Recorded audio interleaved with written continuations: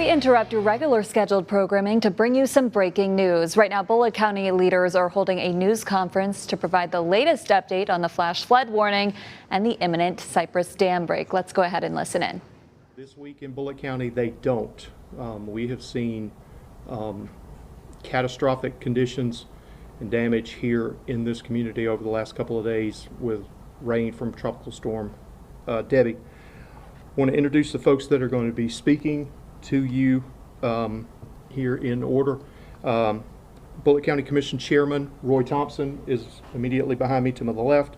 County Manager Tom Couch to my right.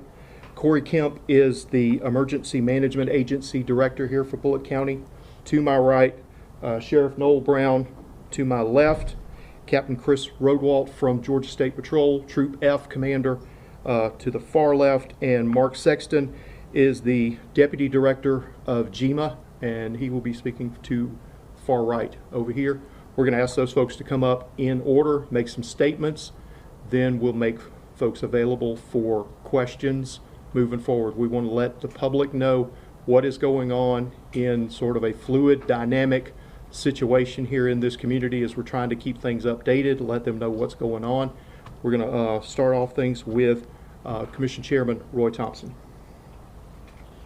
Thank you, Dal. And I'd also like to thank all the media that's here, WTOC, WSAV, and WJCL for being here and having us here, and welcome to the EEOC building of Bullitt County.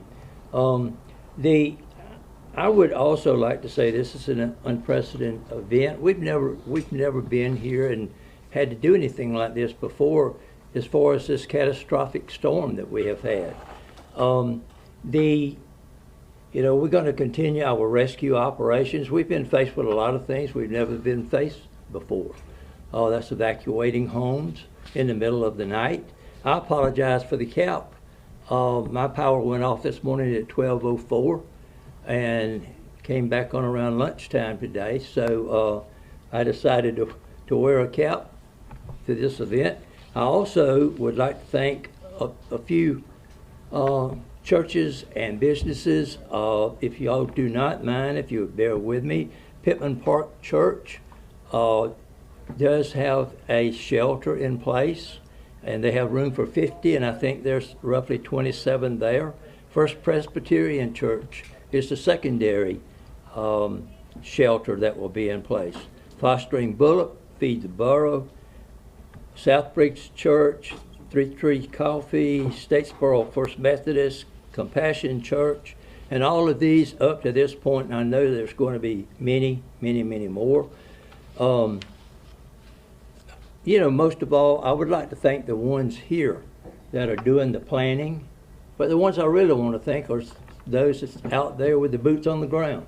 They're the ones that's making it all happen. They've been out there, probably some of them 24-hour periods, I suppose. I'm 78 plus years old and have never seen anything like this before in Bullitt County. It's amazing of what has happened, and amazing what is going to continue to happen till all these waters get out of here. I ask every citizen to please be safe and come out only when as necessary. And so I appreciate again each of you being here, and we're just proud that we live in Bullitt County and we have the cooperation that we do with everyone that works for the county. Thank you very much.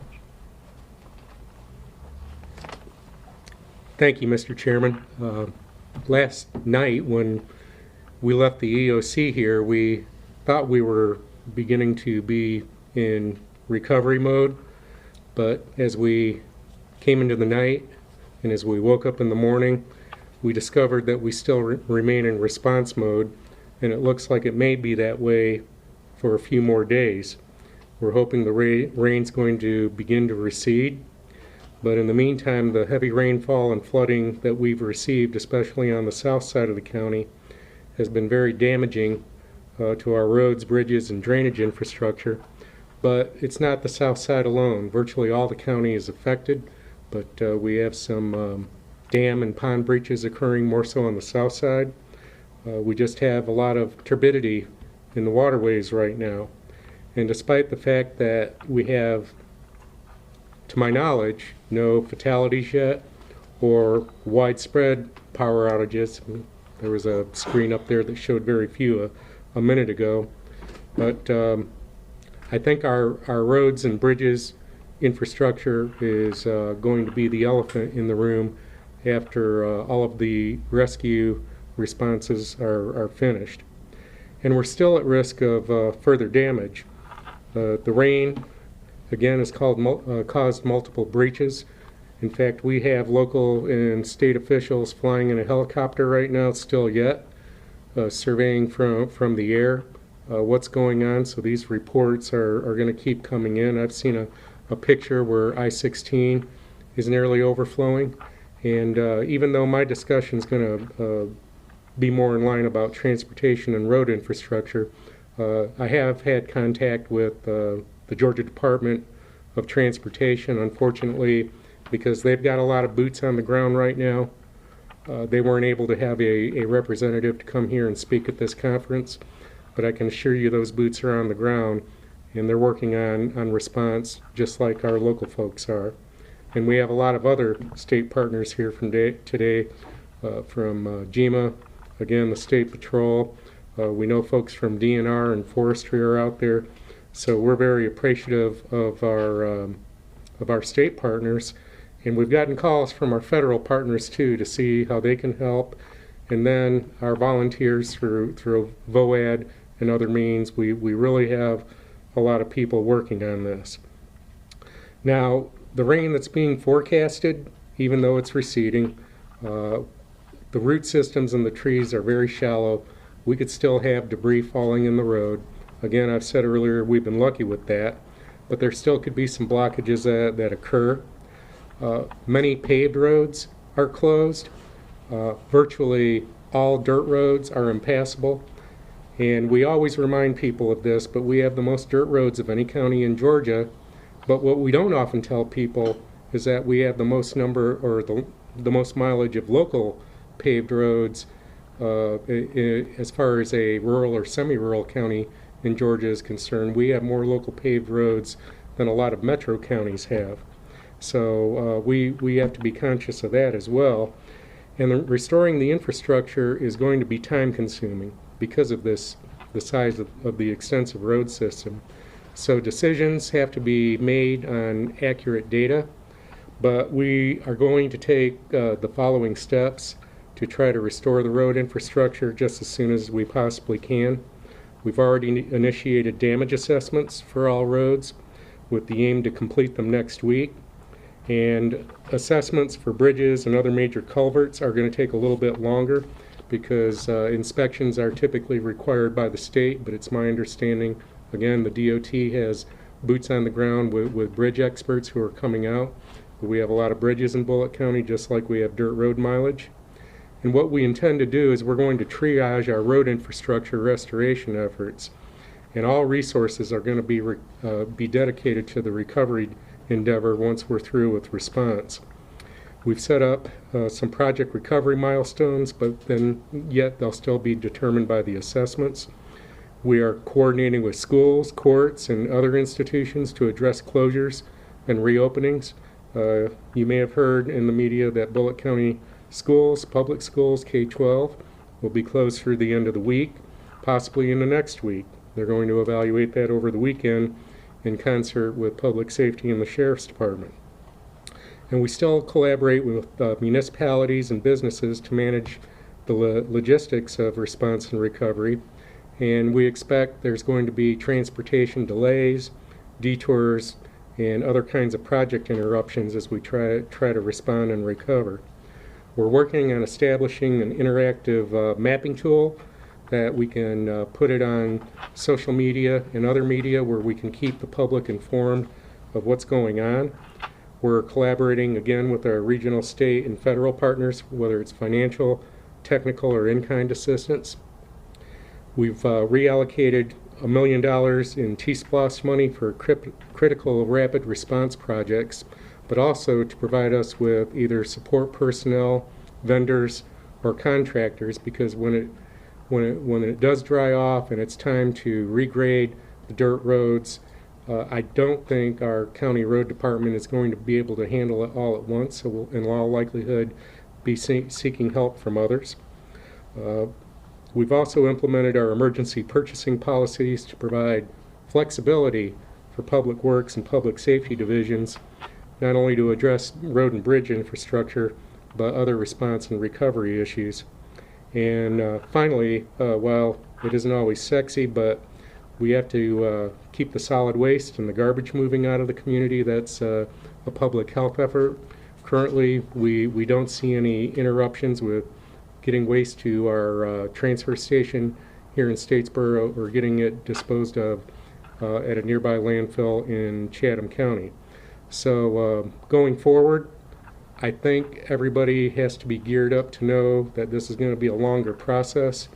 We do ask everybody to be patient because, as the chairman said, this is an unprecedented event. As Mr. Kennedy said, it's unprecedented, and we are still trying to assess everything that's going on. But I can tell you that we've got all hands on deck, whether it's volunteer, local, state, or federal. Thank you, and I'll defer to our EMA director, Mr. Kemp. Thank you. Okay. Good afternoon, Corey Kemp, Director of Emergency Management. I would like to update you on public safety numbers as of noon today, and it goes all the way back from 8 a.m. Currently, we have about 100 road closures, 4 dam breaches, 10 water rescue calls where we have rescued over 75 people. 27 of those are in shelters. We have had 67 fire responses, 75 EMS calls, and we had a total amount of calls of 1,431. Going forward, we would like to ask you to continue to stay off the roads. Also, we will continue to update the Facebook page with the most current information as we can. And last, we do have an abundant amount of resources that we can use going forward, so please continue to call 911 if you need help.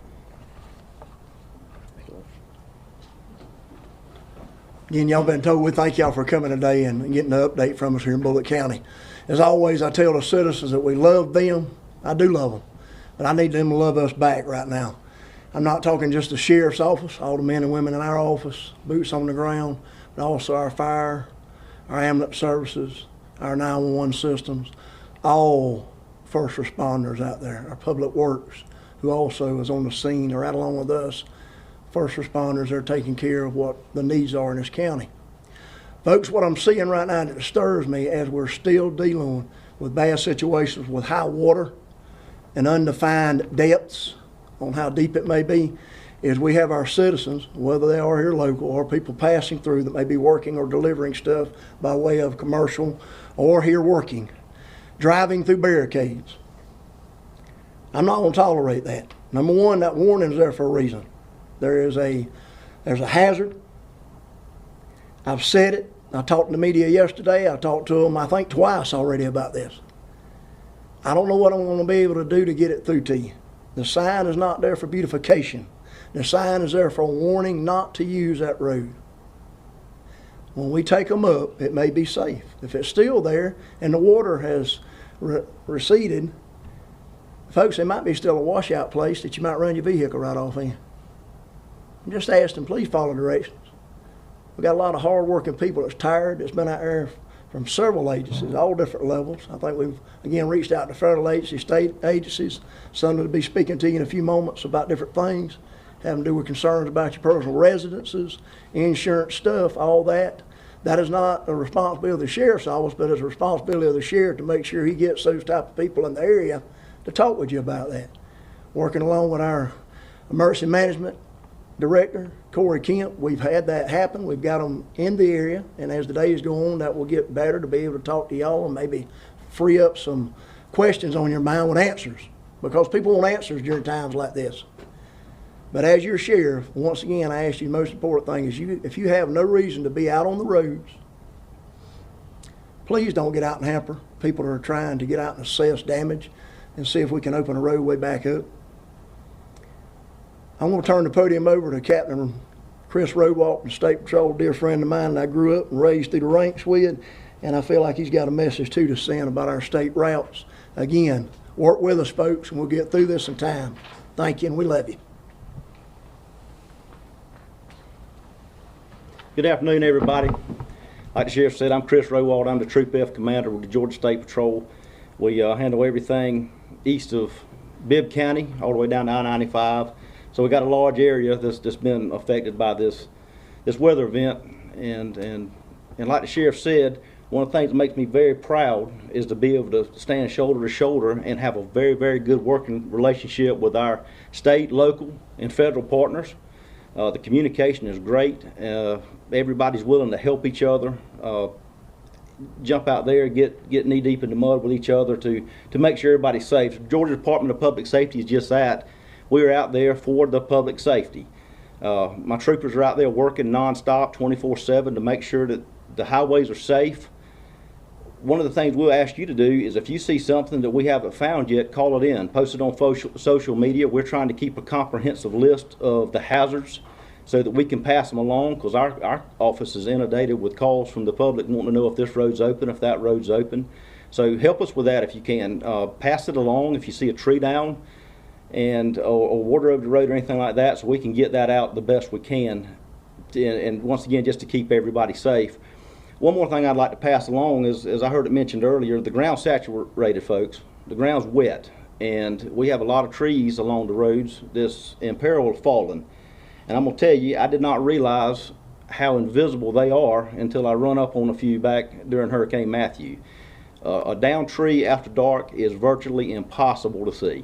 We have our highways lined with big oak trees, and when they fall down, they blend in perfectly with the highway. So I would caution you, unless it's an absolute dire emergency, to please stay off the highways, especially after dark, because they can fall down in just a matter of a few minutes, and next thing you know, you're driving into one. So I don't want to see that happen. If you have any questions or concerns, please call Bullitt County or the Georgia State Patrol, and we'll try to help you any way we can. Thank you so much.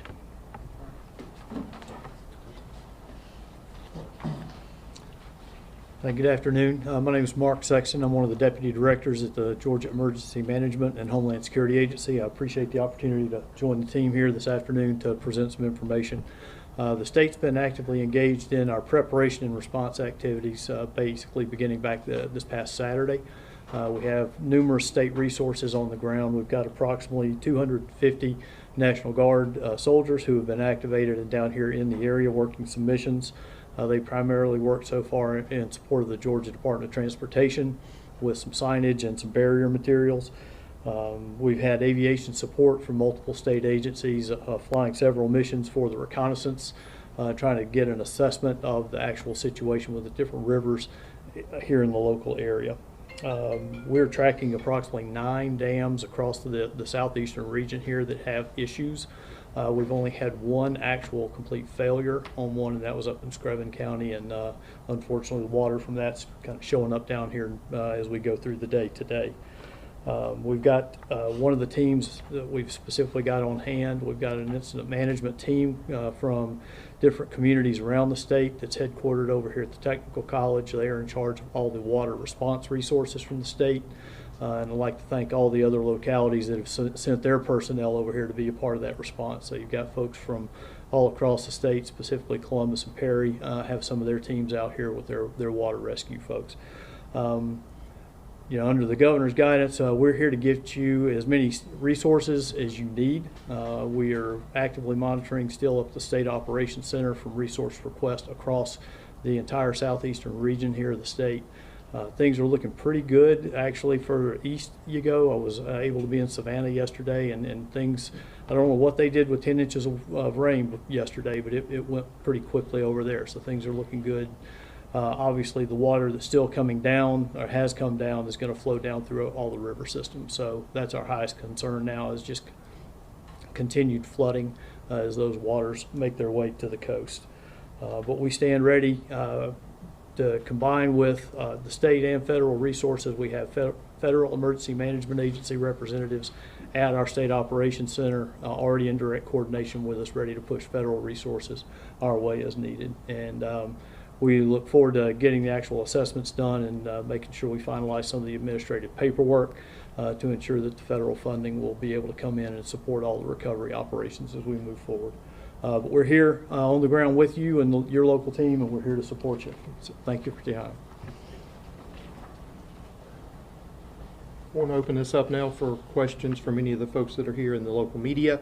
We'll channel that question to the appropriate agency or personnel. Yeah, I want to ask a little bit about, like, there's a lot of agencies here. Could you explain how many different agencies have come into the county, or the ones that are here? Well, Mr. Sexton may know of others, but I think I previously mentioned, in addition to GEMA, Georgia Department of Natural Resources, Forestry. It's my understanding, and I failed to mention, the State Insurance Commissioner. They have personnel here.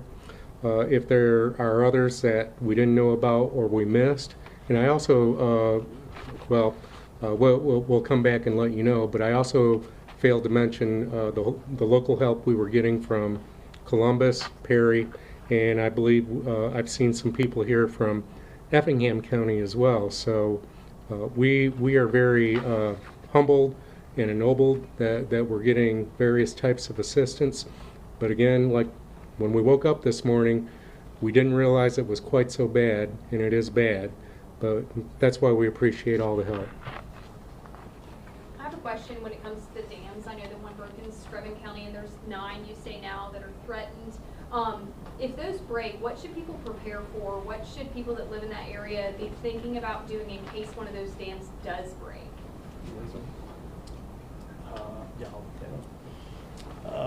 Yes, and that's accurate on the number we're tracking issues with right now. The best thing we can do is preparation for folks to go ahead prior to those events taking place, and just make sure they've got a plan on evacuation and just an assessment of what they actually need at their own residence, and their ability, their plan to transport themselves out, and then what they physically need to take with them versus what they'd like to take with them.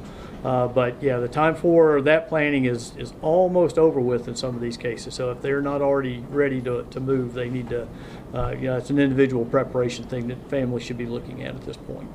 So, and can we get any updates on the Cypress Lake Dam? I know we were covering that a little bit earlier this morning and checking on it. We're hopeful. Thank you.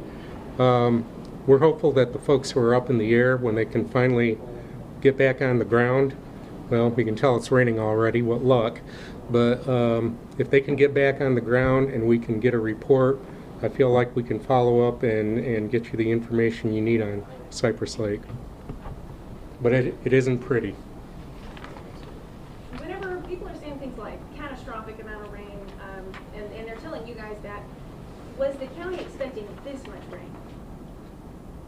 No. I'll take this one. Being 78 years old, never have seen anything like this.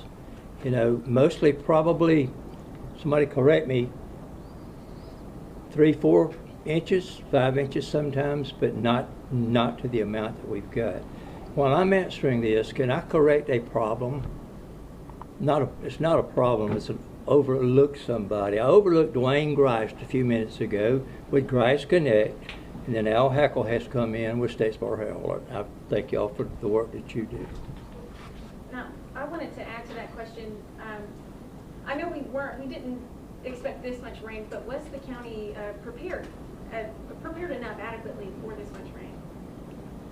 I believe we were prepared for what we were getting on the weather reports. And in my own observation, we knew that Debbie was tracking slowly, but it seems that when landfall occurred, it slowed down even more. I think I heard it was as slow as 7 miles an hour going northeast. So I think that gave the storm time to just hang over us and keep the rain coming. So, I mean, merely it's an act of God, and you can't always predict what those acts are going to do. Some will remember that I don't recall which hurricane it was, if it was Michael or another hurricane, but there was something that, there was one a few years ago that was going to be on dead on center for Savannah, and it just kept skipping along the coast. So you never know how these things are going to occur, but we have, as Corey would tell you, emergency operation plans, pre-disaster plans, hazard mitigation plans, and we always follow those, and I concur with the chairman and the sheriff and everyone else, really. Yes, we were prepared. We were prepared in advance. We're continue to be prepared in response, and will be even more prepared in recovery. I have a question when it comes to flooded homes. There's a lot in this area that have been flooded. People woken up really early in the morning for y'all going in and evacuating them and rescuing them. I know you said a number about how many evacuations, but when it comes to houses, what have you seen? Have they just been in flood zones, or have they been in additional areas that you've seen them I mean, flooded?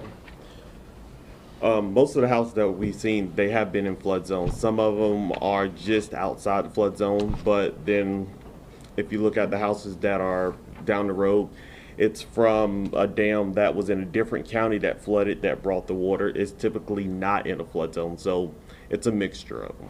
So if these dams were to break, it would potentially impact more houses just down the road, you know? Correct. This was a Scriven County dam that breached and flooded homes in Bullitt County, yes.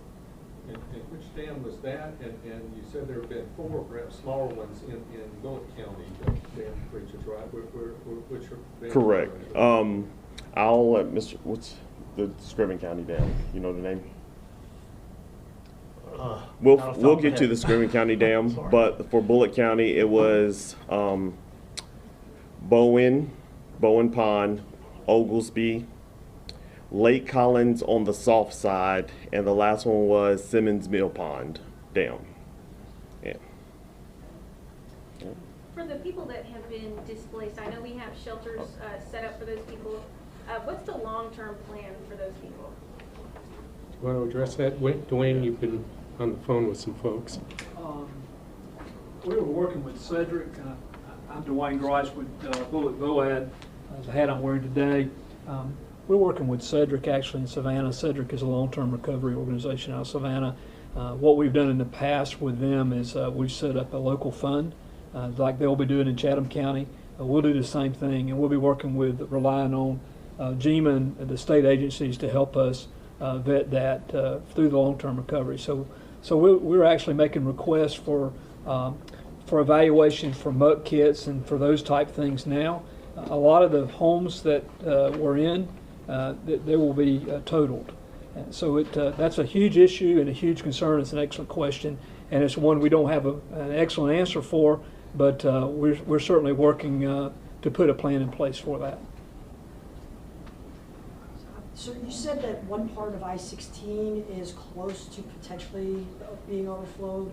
Where is that, and how close are we, and how critical could I-16 potentially have to get shut down temporarily? Well, we weren't prepared to put anything up before the conference because I just got that picture on my phone just preceding the conference.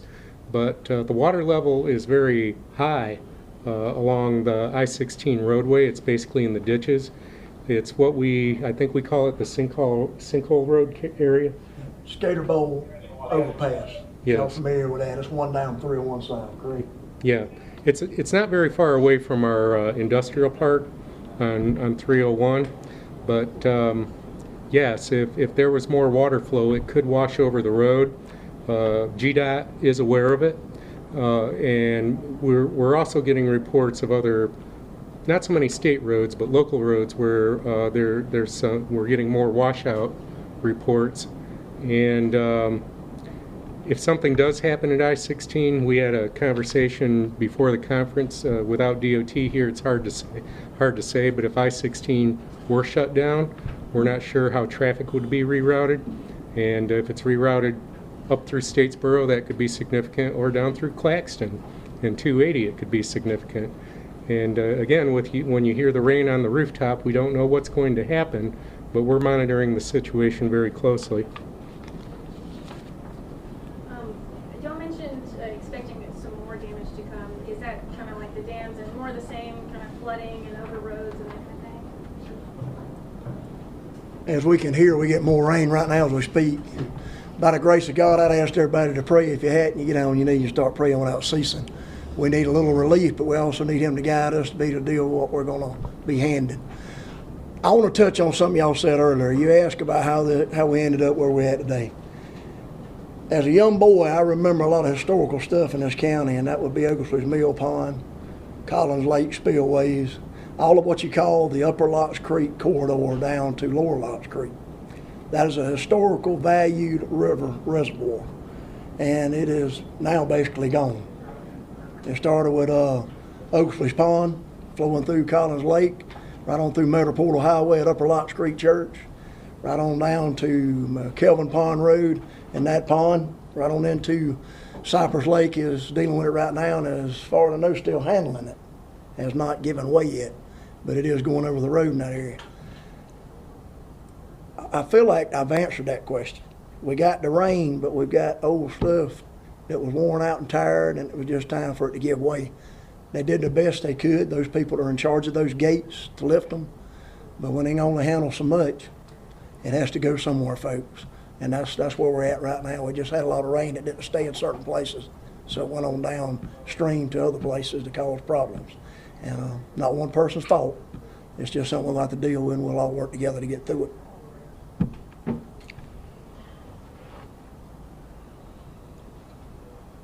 The sheltered people, how are they being accommodated? What kind of facility is there? Is there a need for anything long-term?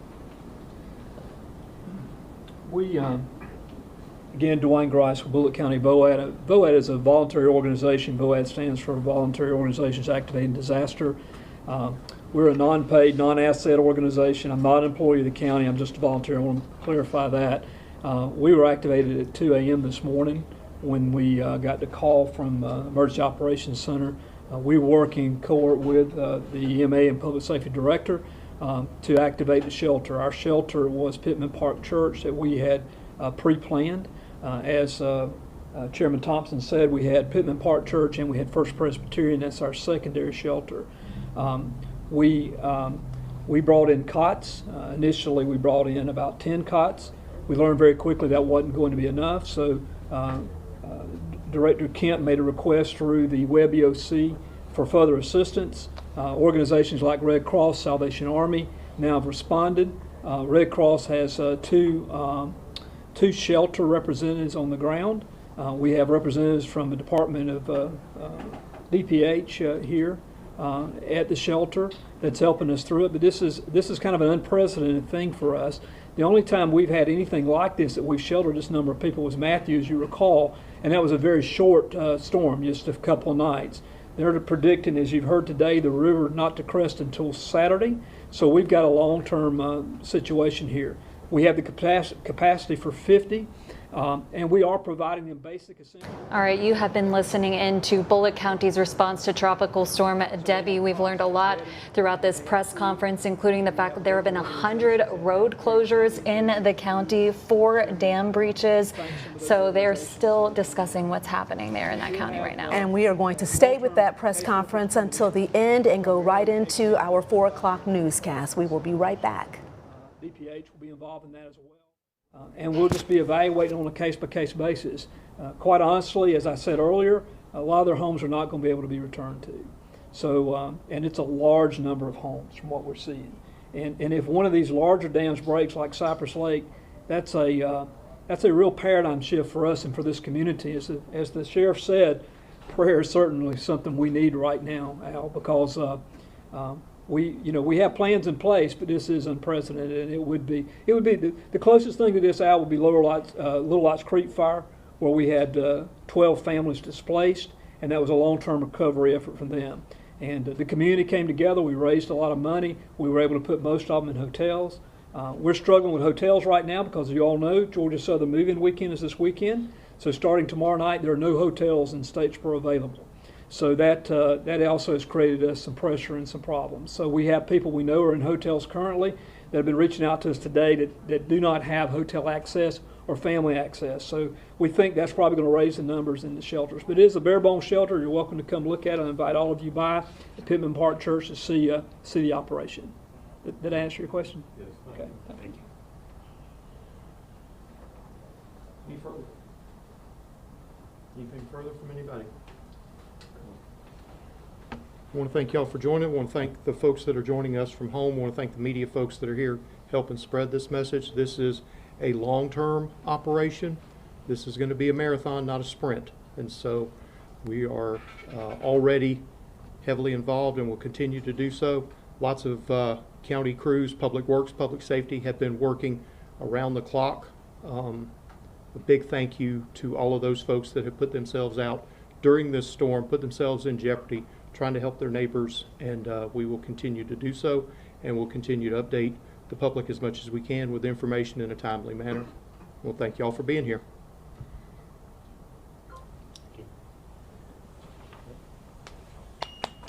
Thank you. Boom, boom. Thanks, Dan. Just working on that.